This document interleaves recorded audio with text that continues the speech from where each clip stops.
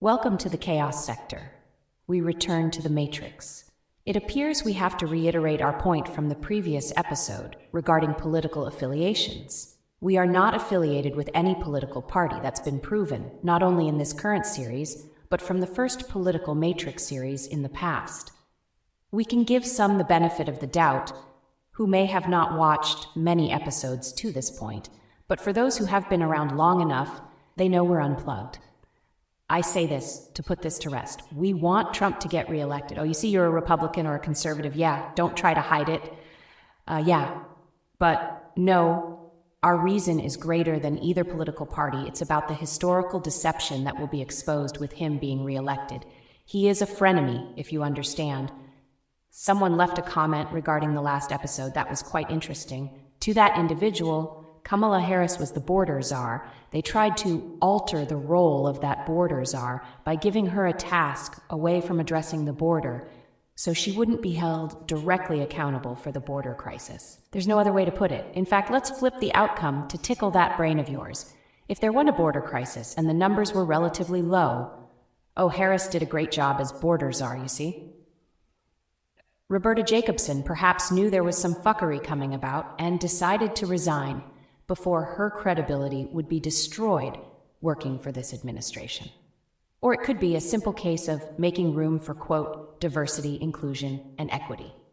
Qualifications matter, my friends. Let's get into it.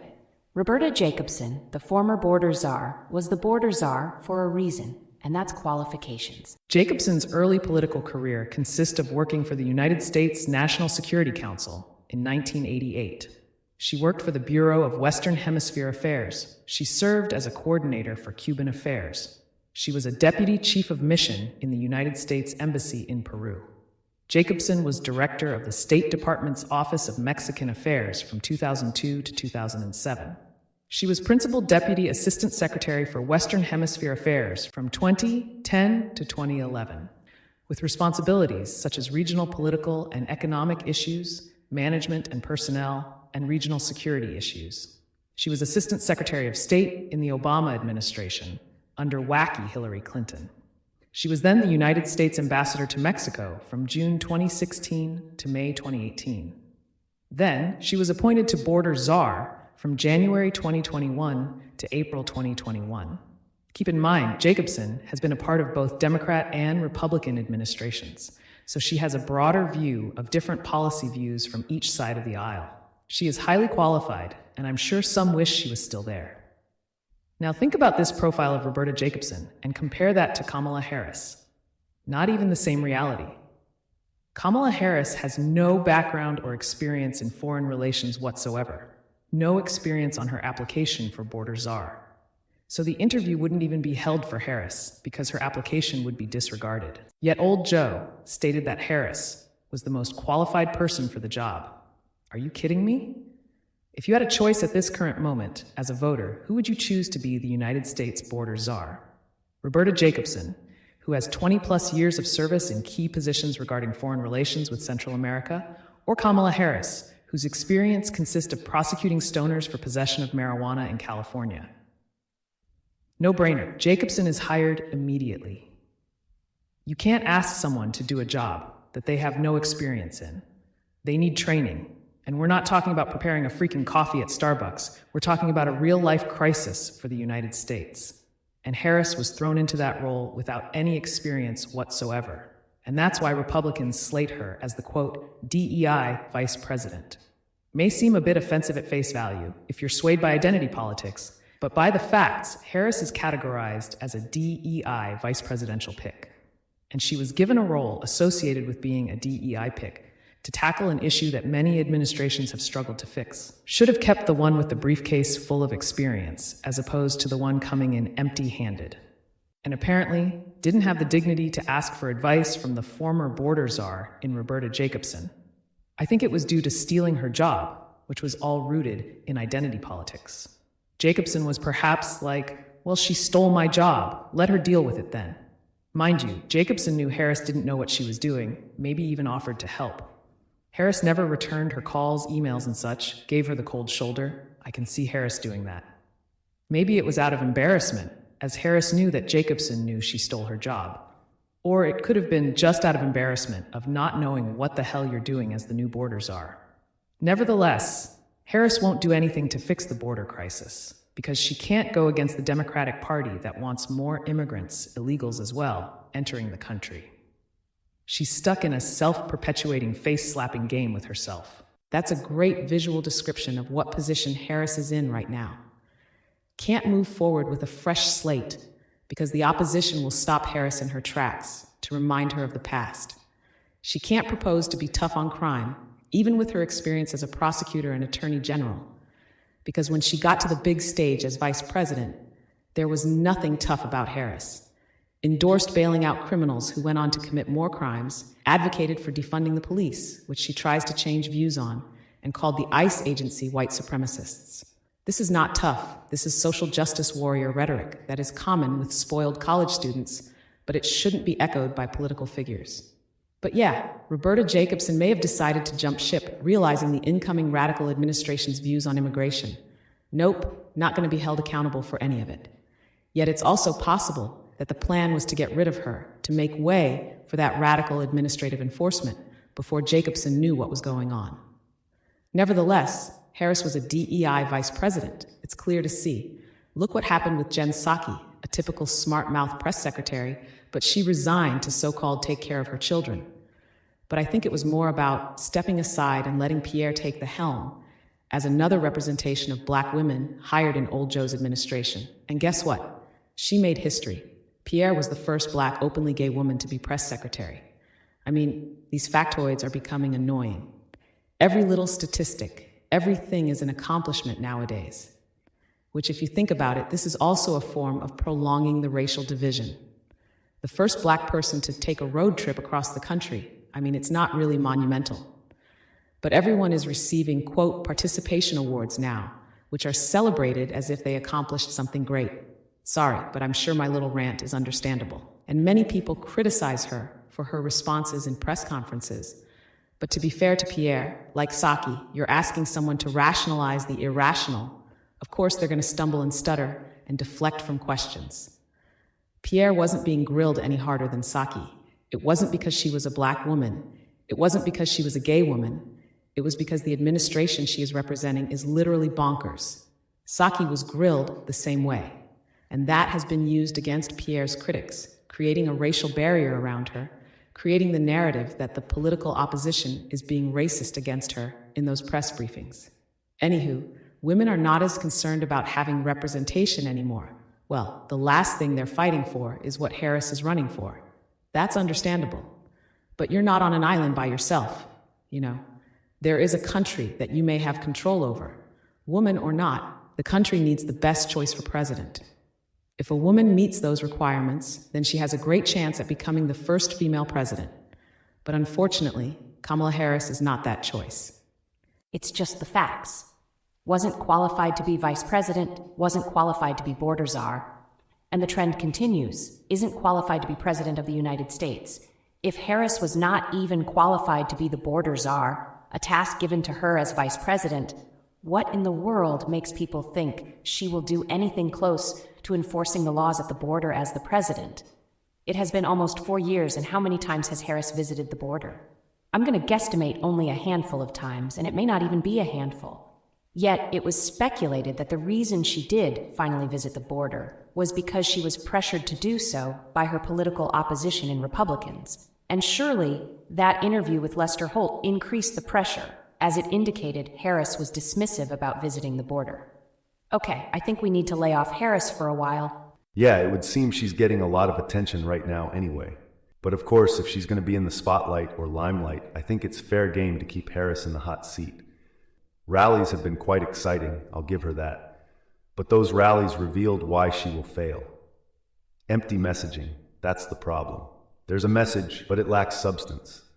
For example, Harris and Walz have rallied with exuberance, seem to be confident, but they spend most of their time attacking the opposition, as opposed to providing their supporters with substance. It's easy to rally a crowd who despise Trump, that's in the bag. But when it came down to the message of policy proposals, Harris ended up morphing into an orange-faced rambling madman in just a few words. No tax on tips was not her plan, it was her opponent's. Tough on crime is not her plan, it's her opponent's. Tough on the border is not her plan, it's her opponent's. You have literally stolen your opponent's proposals and somehow expect this to not be exposed in the debate? Magic pixie dust may affect those crowds at your rallies, but when you finally sit down to have an interview with the media, they will definitely ask you about each one of those policy proposals. And see, that's the problem she has. The more she hides from the media, the more suspense builds in anticipation of her having an interview. And it won't be in a good way, because those questions will make her look like she has stolen her opponent's ideas and the other policy proposals. Well, she hasn't done a good job of it currently as vice president. So it will appear that Harris does not actually have a solid set of policies. Now, recently, Harris had an interview with CNN's Dana Bash, but was accompanied by her running mate in Tim Walz. I think that was very telling because it expresses a vulnerability that Harris has, that being a feeling of pressure of potential tough questions. And there's no feeling like being all alone when asked a tough question. There is no one to kind of be there for support. So Walz was there to help take the steam out of those questions. Interesting enough, Bash asked Harris, what will she do on day one as president? Harris gave proposals on child tax credits, affordable housing, and such.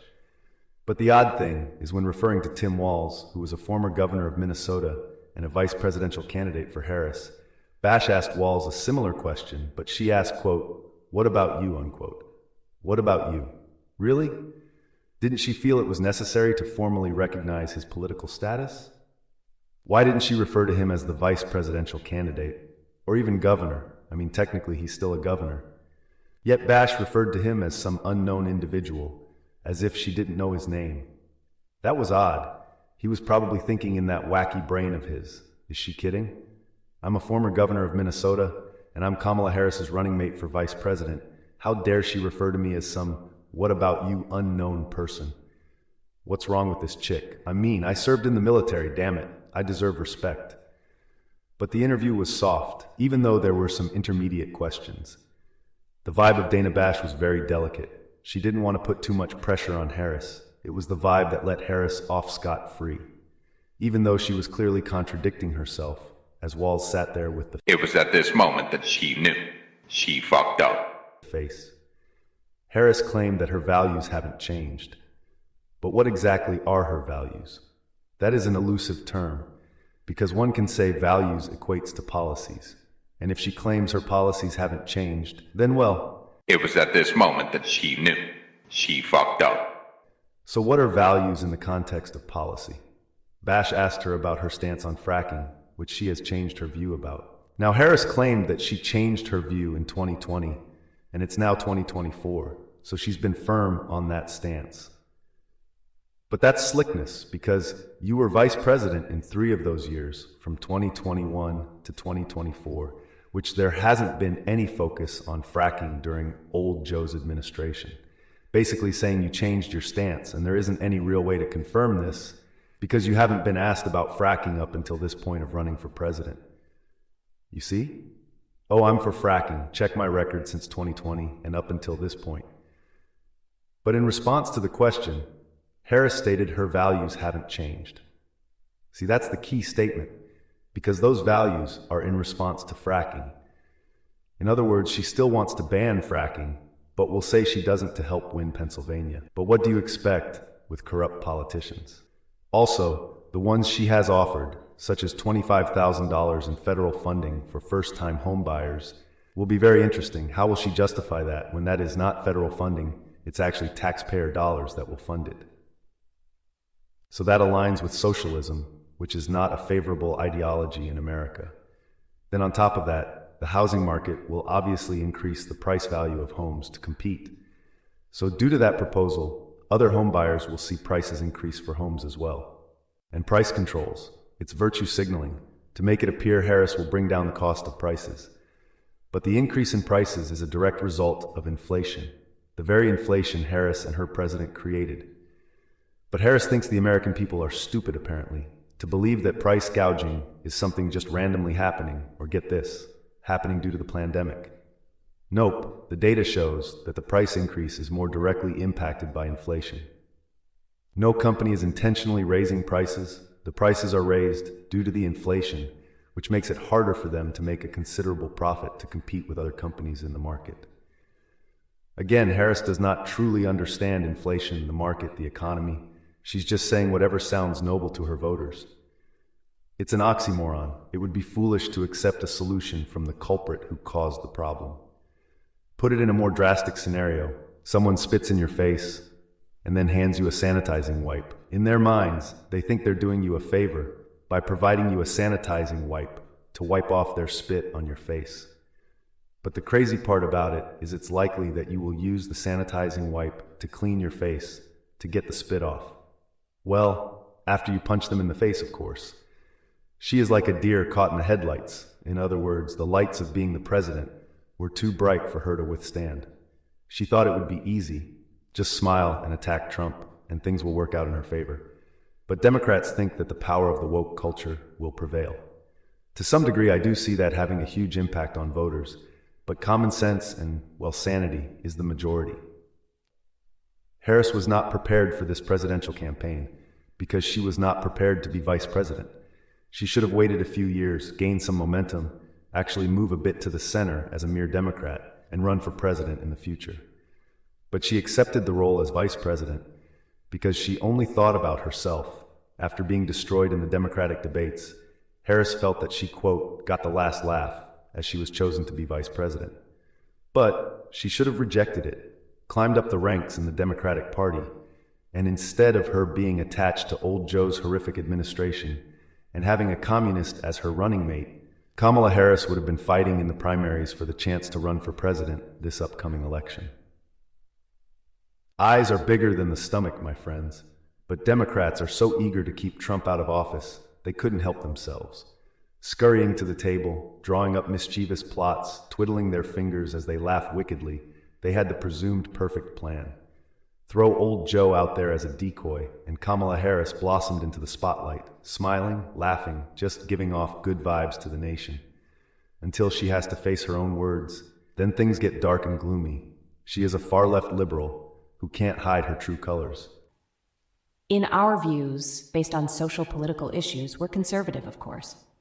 There's nothing wrong with being a conservative, but on the flip side, being a liberal has way more detrimental ideologies. It's not conservative views that have drag queens having story time in elementaries. It's not conservative views having burly 230-pound men beating the crap out of women in Olympic boxing. I mean, give me one value of liberalism that has benefited the American culture. I think we all can agree that most of it comes in the form of entertainment. That's fine. But even that has become a detriment to society. If we were to vote, we would vote independent and vote on issues, not political parties. But hell hasn't froze over yet, so it's not going to happen. See, here's the thing. A strong candidate stands alone. They have their own voice, their own views. Sure, they may agree with others or others agree with them, however you see it. But when it comes to issues that they know are not moral, are detrimental to society, detrimental to the economy, detrimental to foreign relations, that candidate detaches themselves from those detrimental ideologies. They don't follow a pack just to be a part of a majority. Harris has never shown she can stand on her own 2 feet, and that's her biggest weakness. What makes a candidate special is their ability to go against the tide, bring about change, bring about a fierce debate that makes their constituents think twice before voting on a bill. Harris does not have that individual thought. She goes along to get along, such as the Defund the Police movement that Harris praised and supported. Yeah, woke protesters called to defund the police, but the majority of those so-called protesters would call the police faster than you can blink an eye if danger arose. Oh, let me guess, they want to defund the police in the lower class communities, not their middle class, upper middle class, and even upper class communities. In an article on CNN's webpage, it discusses Harris's support for that movement. Quote, Vice President Kamala Harris voiced support for defund the police in a radio interview in June of 2020 amidst nationwide protests for police reform, just months before denouncing the movement after she had joined the Biden presidential campaign. Now here's that weakness. She doesn't stand firm with anything. Initially she supported it, then denounced it when she joined old Joe. With such a critical policy such as defunding the police across the country, you can't support, then denounce it. It isn't a freaking pair of shoes in your closet where you like them one day, then think they're ugly the next. I'm gonna guess Harris has a lot of flip-flops in that closet as well, because of the flip-flopping. Yeah. Harris said in the June radio interview, the movement rightly called out the amount of money spent on police departments instead of community services such as education, housing, and healthcare, emphasizing that more police did not equate to more public safety. This whole movement is about rightly saying, we need to take a look at these budgets and figure out whether it reflects the right priorities, Harris said on a New York-based radio program, Ebro, in the Morning, on June 9th of 2020, adding that U.S. cities were militarizing police but defunding public schools, unquote. Wow, there is so much wrong with this. My brain is starting to heat up. First of all, this is coded language. Harris supported the defund the police movement based on the sentiment that there's institutional racism and white supremacists work in police departments, therefore we need to defund the police. But there is a lot of tangled webs of that subliminal message. Why didn't she just come out and say it, that law enforcement needs to be brought before the Supreme Court to evaluate if there is a major force of white supremacy in many police departments across the nation, in which Congress and the Supreme Courts will diligently figure out the root cause of so many police shootings of Black people? Well, if that were to happen, they would effectively weed out this systemic racism, right? I mean, the evidence is there, right? So if the evidence is there, then the culprits who carry it out are also there, right? Yeah, if you were serious about racism, then that would have been stated and presented, but she hid the racial rhetoric behind the so-called concern for lack of funding in communities compared to the funding of police departments, which brings me to that in itself. Quote, we need to take a look at these budgets and figure out whether it reflects the right priorities, unquote. Did Kamala Harris actually say this? Where was this brilliant mind when it came to just signing bills that led to massive inflation? That's what a vice president should do. Tell the president, quote, Joe, we need to take a deeper look at these budgets and figure out whether it reflects the right priorities, unquote. Just bonkers. Then we have the actual funding for education, housing, and healthcare. Well, funding for education is primarily from local and state government, so the condition of education and housing falls on those cities and states more than the federal government. Healthcare is used as a political talking point because in context of the conversation, healthcare is the last thing people are worried about in regards to police shootings. Well, then again, I guess it is a concern, but you get the point. And claiming that more police does not equate to more public safety? Ideally, it does equate to more public safety. The problem is, in Democrat-run cities, the police departments aren't allowed to effectively do their jobs, as they are basically useless if someone is arrested for a crime and then fucking bailed out by the Minnesota Freedom Fund organization. Or in cities such as San Francisco, Oakland, Portland, Seattle, Detroit, Philadelphia, Baltimore, Chicago. These cities basically allow people to riot, loot, and burn down businesses, go into stores and steal $950 worth of merchandise before it's classified as a felony charge. I mean, I guess she's right then. More cops in these cities doesn't equate to more public safety. And statistics proved that the cities that defunded the police departments put the money right back due to an increase in crime. Less money means less officers on duty, less police presence in the communities, criminals' paradise. Some would point out that Chicago specifically has some of the strictest gun laws, yet the gun violence is one of the highest in the nation. How do you explain that? Well, it falls on the governor of the state and mayor in how they go about sentencing criminals. And of course, Illinois has another woke governor dipshit and another black mayor of Chicago just running around kicking the can down the road. Lori Lightfoot was horrible. Brandon Johnson just got there. He will be horrible. And every other mayor elected will be horrible because they just don't care. If there were stiffer sentences for gun violence, many would think twice about committing gun violence due to the stiff sentence they would face. And even though gun violence would still exist in Chicago, the percentage would obviously drop, not increase. The goal is to decrease the numbers. It doesn't matter if it's 2%. That's a start, right? Speaking of gun violence, Why is it that Democrats are not concerned about the gun violence in the very communities they claim to care so much about, but have tunnel vision on the police officers who shoot someone from that community? Rhetorical question. I tried to leave Harris alone, but she's making it very difficult to focus on her political opponent in regards to the election. And then there's more. It seems the left is starting to eat their own. Well, that's what they do to survive. Eat each other to sustain the party as a whole. The New York Times even jumped ship on Harris. Quote, Trump can win on character. Unquote. Quote, Harris is weak and a phony and doesn't truly care about the country. Unquote. Quote, more dismaying was her seeming ignorance. Unquote. This is not photoshopped. This is not some Republican fake news. This is actually from the New York Times. Irregards to the Trump can win on character and the weak and phony comments, I think it's dangerous that Harris is in fact ignorant. And that ignorance, having the potential to be the president of the United States, is very scary. It's like grabbing a principal out of high school. Yeah, she's more like a principal at a school. It's like grabbing a principal out of high school and having them run for president of a damn country. Does anyone remember the film Idiocracy, starring Terry Crews? Yeah, if you remember it, that's Kamala Harris if she becomes president. If you haven't seen it, might want to check it out. Completely ignorant on policy, but just signing shit left and right, blabbering incoherent speeches in State of the Union addresses, spending money like a drunken sailor, partying in the White House, having a blast while waging wars across the globe. Funny for a movie, but doomsday in real life. That depicted a President Kamala Harris to a T.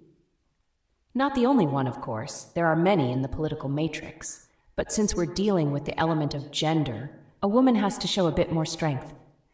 And that strength also includes the strength to stand alone, have a voice of your own, and not parrot what the people behind you want you to spew. Think about it. If Harris would have proposed to be tough on crime, tough on the border, back in 2019, in her first official presidential campaign, she may have gained a lot of support. And although it would have been still a problem in her debate against Tulsi Gabbard, at least she had the window of change as a possibility. But throughout her political career, she has shown that her views are hollow. There is nothing concrete. And this is due to being a revolving door of liberal and progressive madness that she has to accept to be a big player in the Democratic Party. That's the weakness. Kristen Sinema showed a backbone as she left the Democratic Party and registered as an independent. Consequently, she has retired from politics altogether. But someone who was a bit flamboyant and appeared quite liberal to many people was not consumed by the Democrats' radical, progressive, and liberal shift. So she left the party. Harris would have done better as an independent, but when you're more concerned about power and identity politics, you accept your role in the Democratic Party, despite it coming back to haunt you. She doesn't have the backbone to reject that revolving door. But then again, I guess it's in her nature anyway. Everything flows naturally with the wackos. Oh, what about Trump? He's a convicted felon. He's dividing the country. Has Trump advocated for children to be exposed to gender-affirming care, changing their biological sexual identity? Has any Republican, for that matter, signed an executive order that allows the government to come snatch those children away from parents who don't agree with that gender-affirming indoctrination? If you're going to be in the political matrix, as we've always stated, your decision to vote for one or the other does affect the real world. Might think he's a blabbering megalomaniac. I actually agree with that depiction. But as for the future, the children, and what country you want your children or future children to live in, Trump is obviously the common sense choice for president. Among other things as well, but that's the key issue for the nation, the future. Speaking of children, then you have the dynamic of a soft genocide of that demographic, with abortions. Many may not want to admit it, but as we mentioned, feminists and wacky liberal women who are just aborting children out of convenience, as opposed to the more practical reasons such as incest and rape, which make up only about 1% of abortions, and are still debatable as a reason for some, this is all a form of human genocide. And so-called unwanted pregnancies? How about being mature adults then, in making sure that sex is not just for your personal pleasure, but also understand that a life can come from that activity? Yeah, we don't buy that excuse neither. And this, my friends, is the main debate point Harris will have against Trump. It should be disturbing that the main issue Harris has in her favor millions of Americans actually view it as a genocide, including former Democrat Tulsi Gabbard, who has left the Democratic Party, joined the Republican Party, and has recently endorsed Trump for president. Look what happened to her. They put her on a watch list as a form of retaliation. RFK Jr. has also left the Democratic Party, who has endorsed Trump as well, and they literally shut his presidential campaign down. Talk about fascism, right? There have been many more who have decided to leave because they realized that it's not the same Democratic Party of yesterday. Heck, even just 10 years ago. That's how rapid things can change. Some don't want to be associated with a party that has pretty much taken their clothes off and is running around naked in congressional buildings, screaming, "My body, my choice," and nobody can tell me what to do with it. Although that is figuratively a representation of the Democratic Party, I wouldn't be surprised if one of those wacky liberal Congress members did do it for attention in the future. That's the essence of liberalism anyway, right? Liberation from restraints and such. To that one viewer, I think you're stuck in the political matrix. That's something we can help out with. But even being in the political matrix, it's even more disturbing that you don't seem to grasp the dangers of a potential Harris-Walz administration. Unplug from the political matrix, and you'll see the insanity from a greater viewpoint than actually being inside it. As the saying goes, can't see the forest for the trees. This is the chaos sector.